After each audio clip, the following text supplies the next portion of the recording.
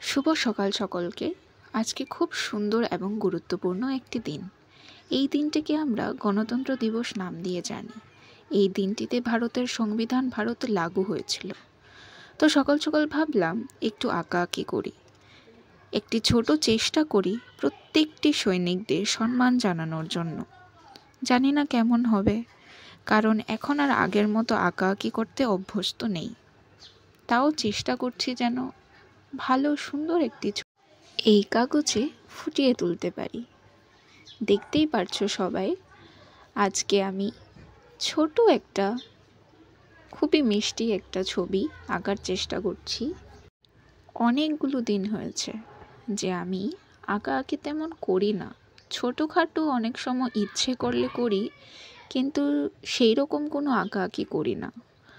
তো ভাবছি কেমন হবে, কারণ কোনো প্ল্যান ছিল না। হঠাৎ ঘুম থেকে উঠে ভাবলাম যে সেরকম তো কিছুই করতে পারি না, তো একটু আঁকাই যাক। আজকে ভালো একটা দিনও আছে, চেষ্টা করি কিছু ফুটিয়ে তোলার এই কাগজে। তো বন্ধুরা, এই হলো আমার আঁকা।